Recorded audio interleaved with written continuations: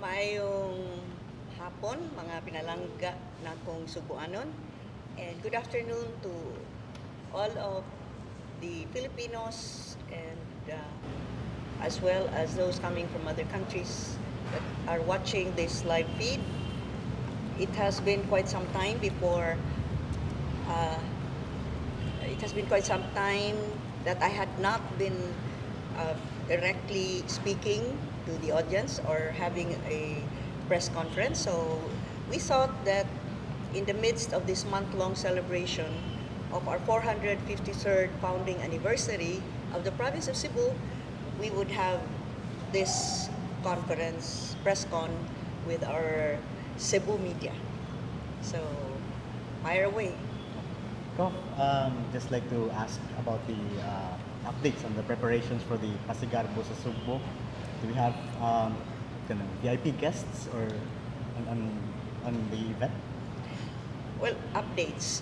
We have had 2 meetings with all of the sectors that will be involved in seeing to it that there will be proper order, that there will be proper security, and that the flow of activities from the street dancing to the ritual showdown will go on smoothly. And for this, we really thank the active participation of the Cebu City government under the leadership of Mayor Mike Rama. The Cebu City Police Office, of course, the Traffic Council or the Traffic Committee, the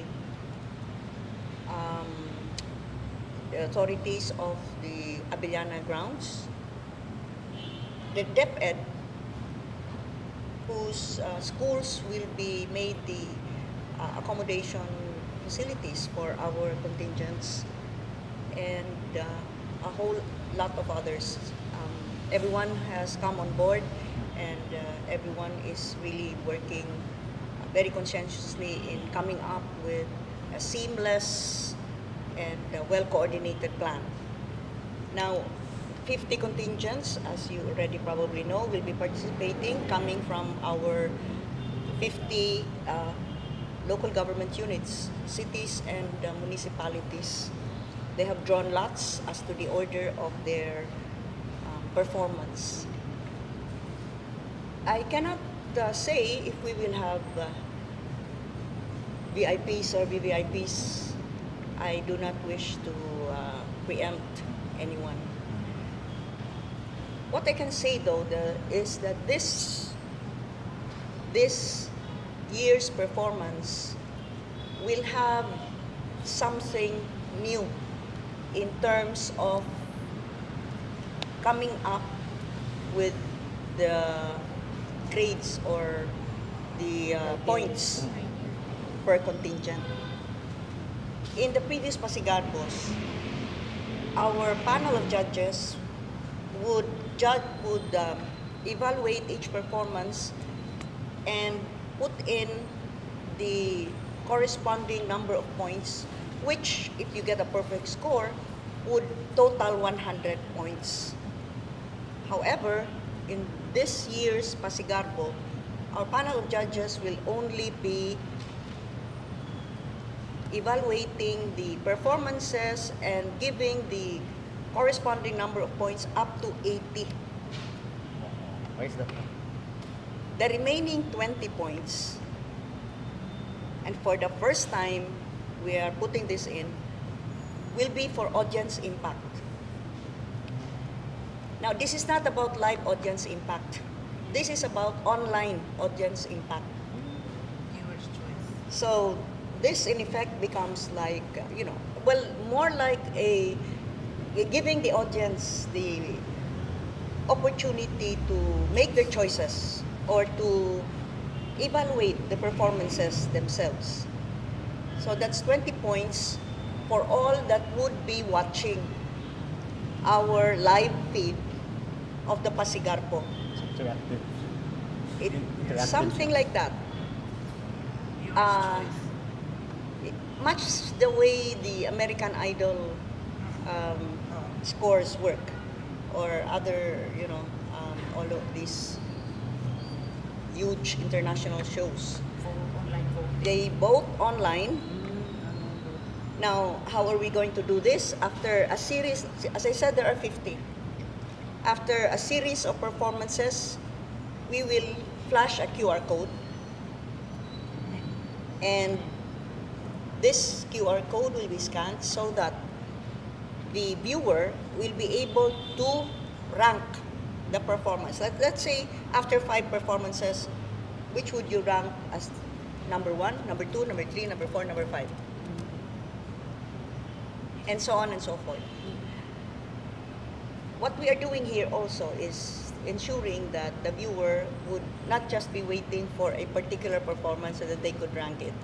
Even if you would come from that particular municipality, and if that municipality belongs to, let's say, a 3rd segment or 4th segment, you would need to vote on the 1st and the 2nd and the other segments as well, to rate the performances in accordance with how you perceive them in terms of, again, choreography, theme, coordination, and general overall presentation. We will be working with SGB still. That SGB has always partnered with us in tallying the scores. And well, we hope that we will be able to gather a huge online audience for this. That is like a one lang, appetizer.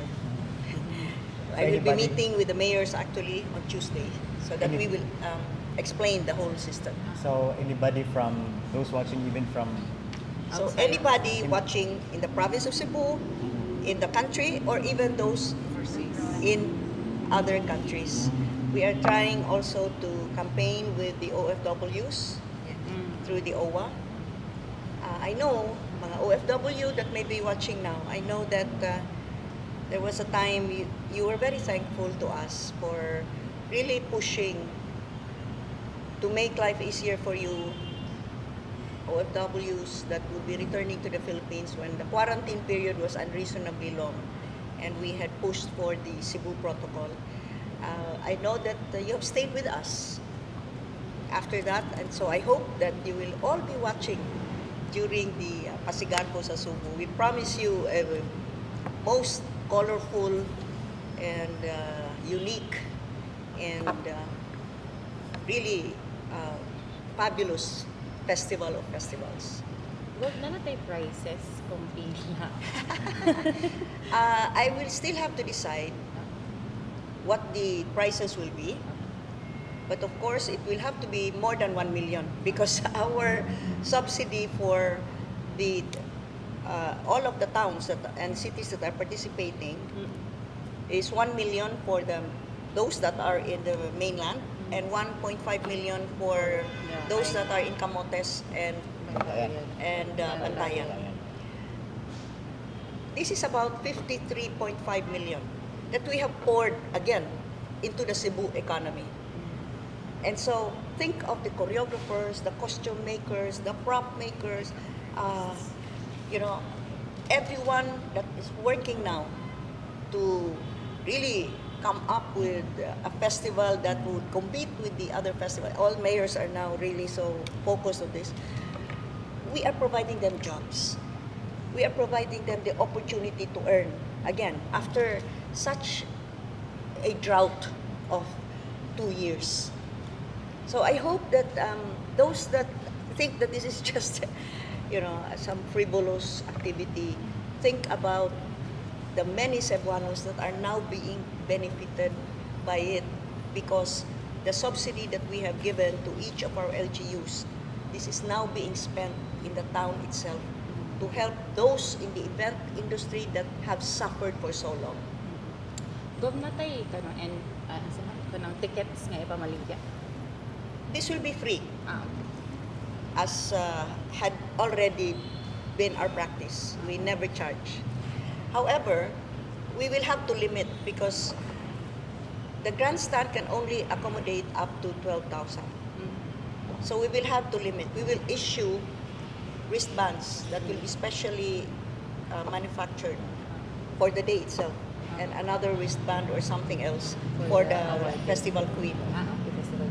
So there will be a limit, and only those that have this wristband will be allowed into the Abellana grounds. But other people can still watch the street dancing performance. So. Oh yes, along the street.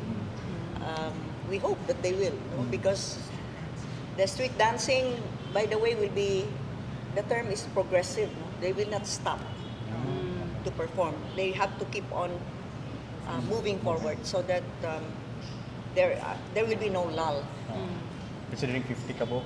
These are 50, yes. So this is really quite a major challenge logistically. And so as I said, I'm really very thankful for everyone that has come on board to assist the province of Cebu in this gargantuan effort. Magsugod gyapon ta diri Gov, sa Capitol ang atong street dancing. Yes, that's right. It will start at the Capitol and then move along sa Ninga ko, Osmeña Boulevard. Osmeña Boulevard, and then go on to Virama. Virama, Jones, Virama, at naman dito sa... and basta kay Magsugod siya. Virama, yung tuyok sa kuwan. Sa Sa private, road. private. Oo. Padung na dito sa entrance sa Abellana. Ikasay. sigurado ka na ha, kay ko ka memorya sa ruta. Email, email. Imol siya imol. At bang kaning diri sa may private pa. Virama na. Anyway, please post it sa Cebu News, the route. Yes. I think I have also asked Cebu News to, and our pages to schedule, yes, because the traffic rerouting will be enforced at a certain time of the day. It's the first major street dancing After- activity of Cebu City. After a long time. After a long time. I mean, this is really to signal to the rest of the country that we're back to normal. Despite sama na, Thesaurus, Centaurus, whatever it is. Ang gawas naman mga Rus naman, di naman Kron. Dinosaurus. Gov mo perform baka Gov. Me? Yes. Dili uy. I only dance sa sinulog yun as an offering to the Santo Niño. So, I will just be watching like the rest of our brothers and sisters Cebuanos, as well as the rest of the world, hopefully, that they will be tuned in to the entire Pasigarpo. We hope to start strictly at 6 o'clock. 6 o'clock. And we are giving each contingent 7 minutes. 1 minute for ingress and 1 minute to exit.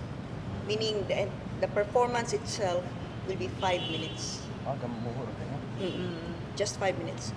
And a maximum of 160 dancers and propsmen on stage at any one time.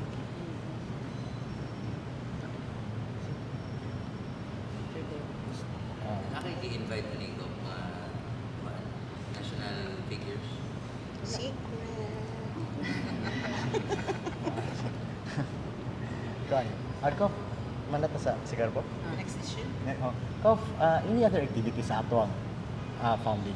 Yes, on the 6th, this Saturday, that is Saturday. actually the The founding anniversary day. In fact, it's no work, but it's a Saturday, so it's really declared a non-working holiday. August 6th, in the province of Cebu, the city of Cebu, Mandaue, and Lapu-Lapu. On the 6th of August, we will have Mass at 10 o'clock, and then a short program with the employees this time.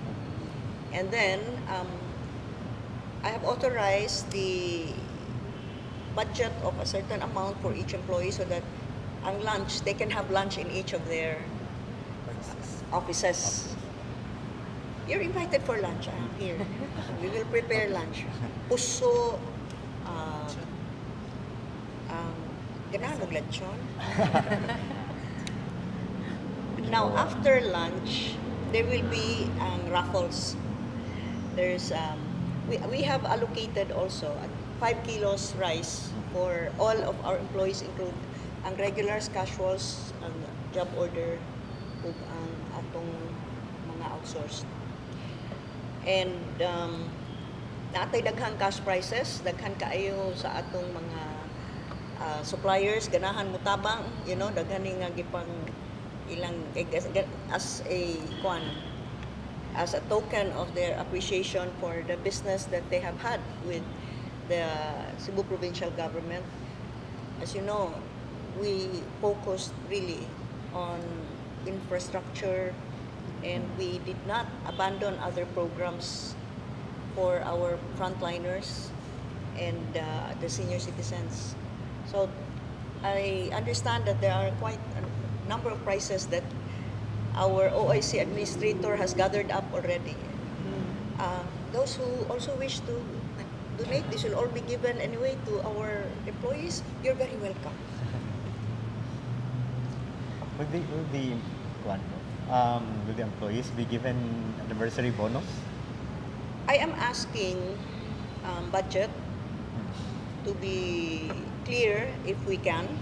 I would wish to this time. I will not even announce the amount, but what I would wish is we will give our regulars, casuals, and if we could also give some token for benefit to our job orders. We know that the present situation warrants the job orders, workers should not be given, but we're trying to look for a way that because they're just working. They're working just as hard as our casuals, sometimes even harder. So, but yes, we would wish to give them a certain amount, unexpected, unbudgeted, so that they can spend this on their family. My only request is they spend it in Cebu. Ayaw ni ilargag Europe. Una-una, ayay, dako, day, makalargag Europe mag yun siya. Excited. Aside from Saturday, Gov, nakailain. Okay, so may I see the calendar of activities? After that, yes, there will be a schedule. Our CPDRC inmates are now preparing to present because we will relaunch the CPDRC dancing inmates. So with the help, and I would like to thank Ed Haiko for embracing this program and selflessly helping out in coming up with new dance routines. I think they have tweaked it. So that will be on on the 12th. Before that, on the 10th, we will have the Health and Wellness Day for all our employees at the social hall. So, blood donation. Sa panang uban involved anang health and wellness? Ang massage ba? O ang wellness na ang makeup, make-upan, butlang buhok, Hairdress. Ako ka na hair whatever. I think sila in charge ani. On the 12th is the relaunching. On the 14th, we have the international and local job fair here at the Capitol grounds also. Now, in anticipation of the opening of face-to-face classes, we are turning over thousands of armchairs as well as UV lights for use in sterilizing the environment to about 60 district supervisors. Amor, kano saan sa top line? Ang top line, I think they put something here. And yes, so on the 19th, that's Daycare Workers Day. On the 23rd, our Cebu Kahanas program already has graduates. So we will be turning over the NC2 diploma to our graduates of the Cebu Kahanas. And this will come with a toolkit. So if you graduated from the welding course, you will be given your diploma and a welding machine. If it's pastry making, you'll be given an oven. If it's sewing, Sewing machine. sewing machine. So we are giving the Cebu Kahanas graduates their NC2 certificates and the toolkits, as well as those that have successfully applied for the ECD program. The Enhanced Countryside Development Program links the farmer, the fisherman, the micro entrepreneur, or even those that are in the tourism-related industries to the financing institutions like Land Bank. We also have DBP. We have SB Corp and the Cooperative Bank of Cebu. So we will have a ceremonial turnover to those that have successfully applied. As well as Topline, the company that is operating the South Bus Terminal cards will be awarding the 2 million passenger. Abot na tag 2 million. So that will all be on the 23rd. On the 24th is the One Cebu Expo at SM Seaside. And in the evening, it will be and the presentation of the Festival Queen at the SM Seaside. Queen candidates, presentation of the Festival Queen candidates. On the 25th, we will have the uniform fashion show for next year's uniform. We used to have that. We would have the fashion show, and then we missed it for two years. Kaning nga fashion show, the models will be the employees themselves. Yes. Because we cannot put them on real models. Lain raman ang size lawas kaysa ato dire. On the 26th, you will have the Festival Queen awarding. I mean, the Festival Queen pageant itself. Coronation night. You have to choose it. So, dili lang coronation. It's a pageant. It's really the pageant itself.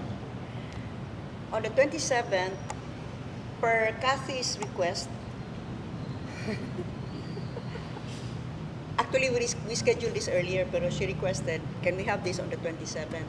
So that this is the media night. So this is for you.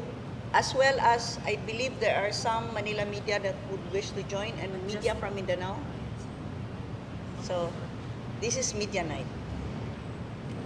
And if you wish, you can come up with your own numbers. Magbugi ba mo, sa magchacha or tango, whatever. TikTok. On the 28th, of course, we will have the Pasigarbo sa Cebu. That's a Sunday. And in the lull between the last performance and the coming up of the decision, okay, tabulate pa man na, we will be launching the Gov Cup ang volleyball. On the 29th, this will be the awarding of the Pasigarbo winners. On the 30th, there is what do we have at the Museo Cebu? An exhibit? But we will be at Museo Cebu. And on the 31st will be Gabi Isa Pasalamat for all that have helped us in this, as I said, gargantuan event, the Pasigarbo, as well even as the Festival Queen. There are 40, by the way, 40 festival queens that will be competing.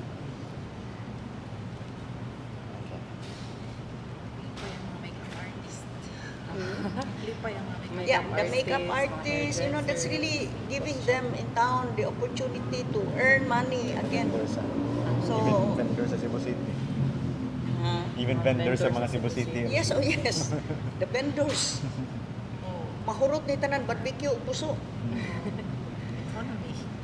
The economy, like, we have to perk up the economy. So, may ripple effect. Go, mag-ask me again, when to ang thousands of armchairs nga turnover sa mga supervisors? This will be on the 16th.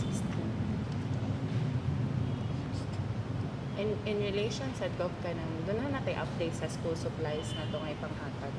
Yes, we are hoping that kung di na ito madaan nag-August, hopefully by September. But this will really be for all. About 600,000 students from kindergarten until K-12. Now, we will be give for kindergarten as well as the students from grade 1 to 3, they will all be given school bags as well. Ang all the rest kanang carry all nga plastic envelope na i-handle.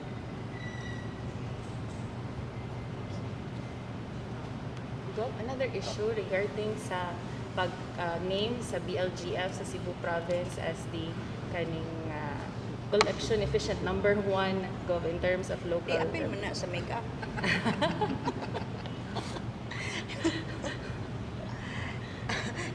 It's the glow. Is the It's the glow. ang sa BLGF Gov has named Cebu Province na siya sa number 1 nga collection efficient nga provinces in terms of locally sourced nga revenue. Go. Yes, I'd like to congratulate everyone involved here, no? Of course, we have the Provincial Assessor's Office headed by our OIC, si Michelle Anguido, and our Treasurer's Office headed by the one and only Attorney Roy Salubre. Now that we are number 1, then they will have to maintain it. And so I call on them. They cannot go lower than the previous target. We have reached mubo mo sa target, 500 million ra. Di syempre, pag abot ng 800 million, taas kayo ta. Yes, go. But, sunod, they cannot set it at, ang sa sunod mo, set na po sila 600 ra. They have to increase it. We'd like to be at par with the other, of course, richer, no, not richer, we are the richest, shall we say, more developed provinces. Mas daghang mo rural din sa ato as compared to mas urbanized nga mga provinces like Bulacan and Pampanga. So, we'd like to catch up with them. And that should be a challenge to our Treasurer's Office primarily to even push further for their collection efficiency and to see to it, there already is a warning that our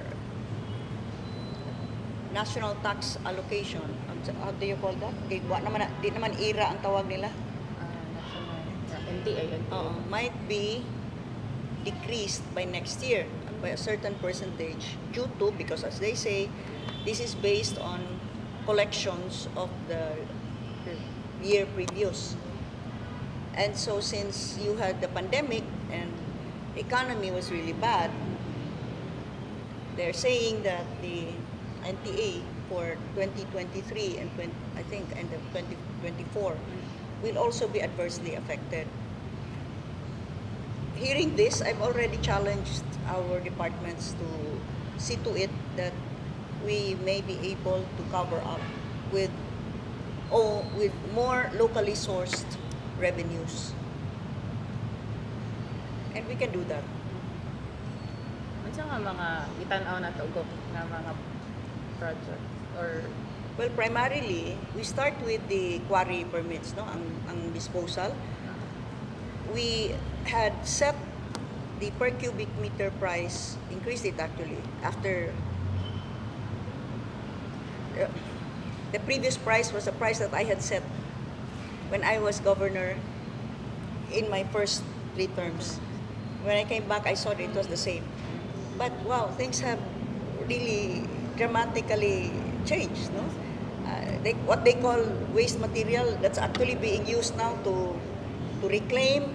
This is material being bought at quite higher prices. So we increase that per cubic. We are looking at now increasing again the per cubic meter price for waste disposal, as well as for the um, other mineral that will be extracted from the territorial jurisdiction of the province. I am asking Penro now to study, because for 3 years we had not issued a sand and gravel permit to any entity. I halted, I suspended the extraction of material from our riverbeds.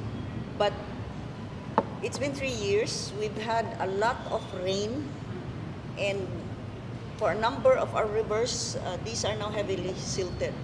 So I have asked Penro to make me a recommendation on which particular areas we may allow the extraction again of river materials for sand and gravel.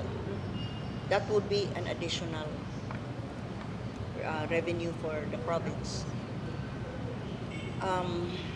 We are looking at developing more of our lots here in the city. In fact, this will be offered to private sector on a PPP, on a public-private partnership, which has worked very well for us in the PhilInvest BPO complex beside IT Park. The development of Ciudad, which is across Tinderbox, will soon restart. And we are offering the entire corner lot, including Larshan, for another PPP. That's a very strategic area across Vicente Soto, to mention a few. Should that meaning the ones nga Parang PhilInvest nga ko. katong previously nga Bantal corridor. kuan i-block. Yeah, Okay. but you know who. And more. I really hope that we can focus on more local revenue generation, even as we hope to pump back into the economy whatever it is that we raise.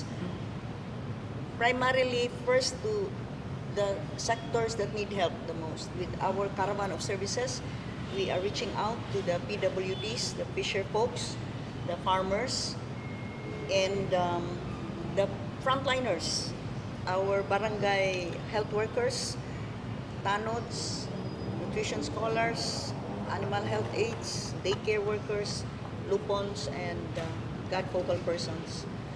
And that will be a regular quarterly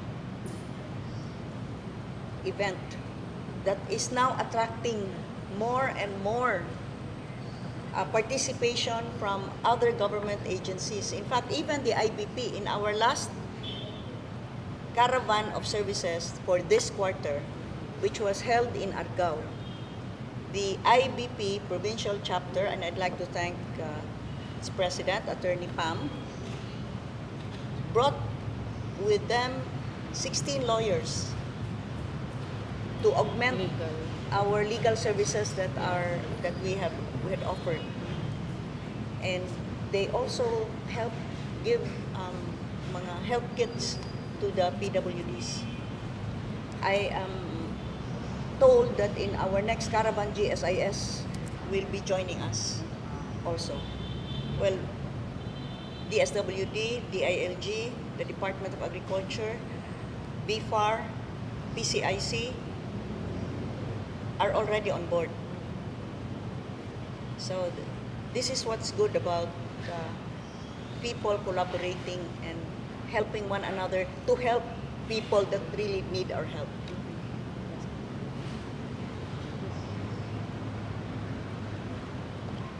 Ay, pahabol issue si Lego. Ang update daw sa CIC. Kumusta na? Naminyo na siya? Ang update daw sa CIC. Sa ICC? Oo. We wrote COA because, as you know, the red flag from COA stated that this property was disposed of without prior authorization from COA, and therefore COA could not assess the rightfulness of the amount with which the provincial capital had disposed of this property. So we wrote COA that we would wish to revisit the entire process. I don't know if we have been already, because it is not the region that will help in the appraisal, it's central office. And I hope that we will soon get a reply from that. At any rate, as I said, we do agree with the plan of the city of Mandaue to develop that area into a government complex, because right now their city hall is really inadequate to accommodate all of the offices. We also met, you might want this, I don't know if this came out already in Cebu News, our meeting with DPWH. Wapa?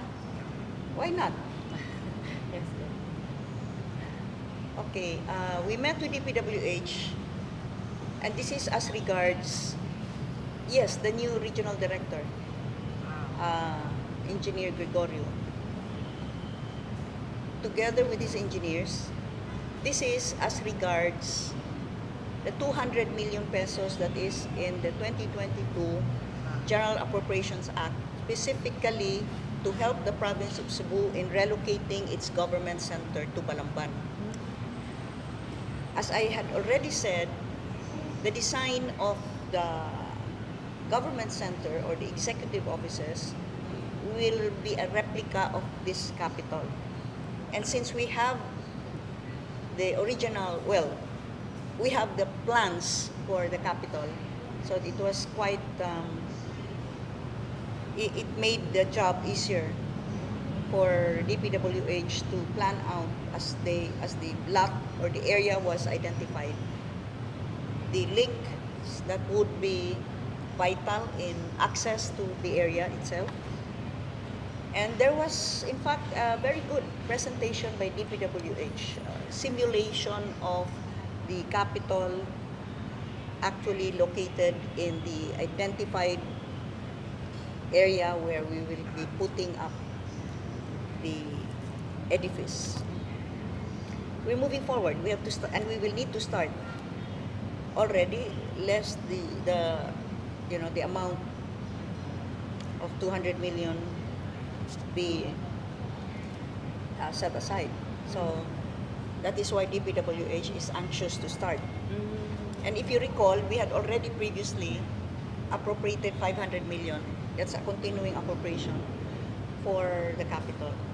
We are in very serious negotiations with the property owners. These are all titled lots, by the way. I'm still asking for a lower price.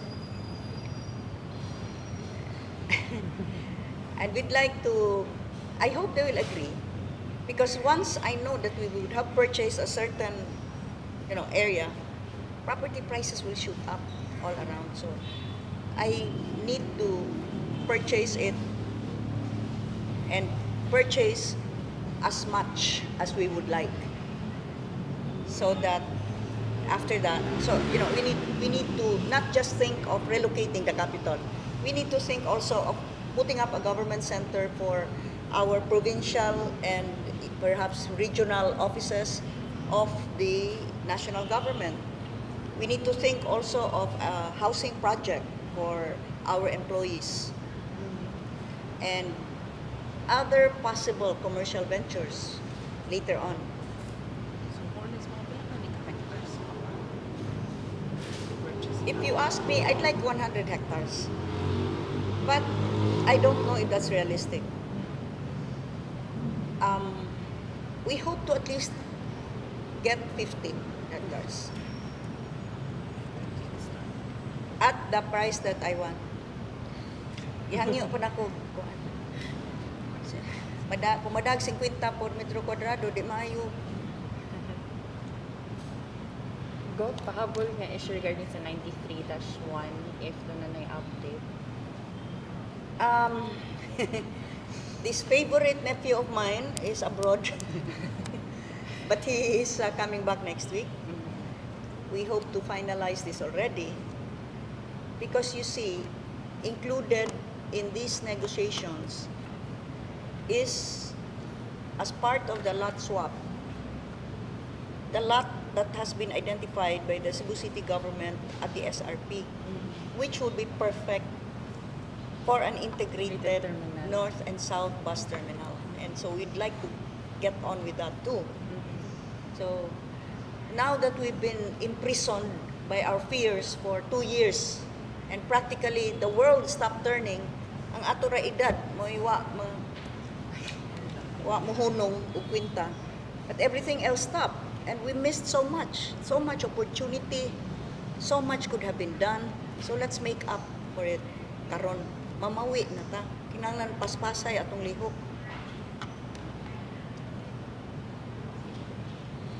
Okay. Okay na. Wala na. Are you sure?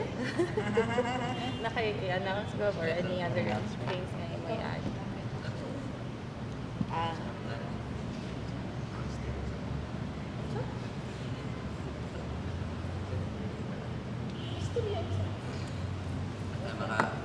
Kwan ka, pag-up atong comment din sa atong nuns. Carmelite Mass. yeah, I was surprised maunang utana. Ah, yeah. That seemed to be the hottest issue. In ani ni, the Carmelites have always been part of my life.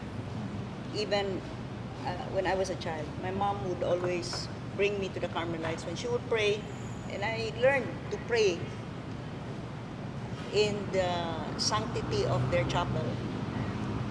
In some troubled times of my life, I always went to the Carmelite monastery and asked the sisters to pray. In fact, in my very first crisis as a young governor, first time in 2004, when I wanted to transfer the CPDRC inmates from what is now Museo Sugbo to the newly finished provincial facility in Calunasan. The inmates staged a strike, sit-down strike. At that time, I was so helpless. I was awoken. I can clearly remember the vice, or the mayor then, was Mike Rama, or vice mayor, but he was vice mayor. He called me at 2 o'clock in the morning to tell me that there's a strike in the jail and this will, we are just as concerned because this is in Cebu City. I was not very sure of the provincial guards, whether they were on my side or not, because some of them had already, they did not want to transfer because they had lucrative business going on in the old jail. Of course, in conspiracy with the guards. So I was not sure whose side the guards were on. And I did not have a SWAT team. So I went to the jail and I called on the guards to be loyal to the provincial government. And at an appointed hour, I gave the approval that tear gas and, policemen would come in and the guards at 3 o'clock. But I said, try very hard that there would be minimal damage or casualty. At 3 o'clock, I was praying in the chapel of the Carmelites, praying that all would go well. So it went well. We were able to transfer all of the inmates. Other troubled times, you know the story of my life. I've had really tough challenges. And I would always find myself praying. And I know that many Cebuanos submit their petitions to the Carmelite to pray. Isa man lang ganing mga jitag dili mo uwan. Mangpada magitag itlog dito. The Carmelite monastery is so much a part of our lives. This is not a commentary on the movie, but this is in support of the statement of the Carmelite prioress, Sister Mary May Mary isa to ni? Sister May Melanie. Melanie. Wait. You see, my mother also, that's why I picked it up from her, Yes. also always went to the Carmelites whenever we had challenges in the family. And if only for my mom, who has passed away. When they came up with a statement, feeling that they had been alluded to in the movie, unfairly as it was, that they felt that it was unfair for them, it was my duty to stand with the Carmelites as governor of Cebu, officially, and as a decent person who stands by those that have always been there for her when times were bad. That's what any decent human being would do. Regardless of whether I may earn criticism, but I'm taking that position. That I stand with the Carmelite nuns of Cebu, and I would strongly condemn any attempt to malign them. There are some, I've been reading the comments, who muddled the issue, now saying that it is a political thing, that this is between the pinks and the reds, and this is between the Correista and the BBM. I said, that has nothing to do with it. This is neither anti-Cory or Pro Marcos. pro-Marcos or pro-Cory and anti-BBM. That is not the point here. In fact, I know your next question will be, would you ask the Cebuanos to boycott? No, it's your choice. If you want to watch it. It's the same position that I've always had, like if you want to be vaccinated, go ahead. But let us respect those that will not have themselves vaccinated. It's your choice. I trust the Cebuanos enough that they have the proper frame of mind and sense of responsibility to know what is good for them. But when the Carmelites feel that they have been unfairly presented, then I would have to stand with them.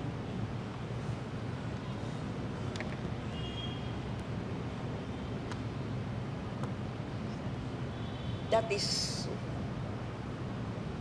what a chosen leader does, regardless of consequences.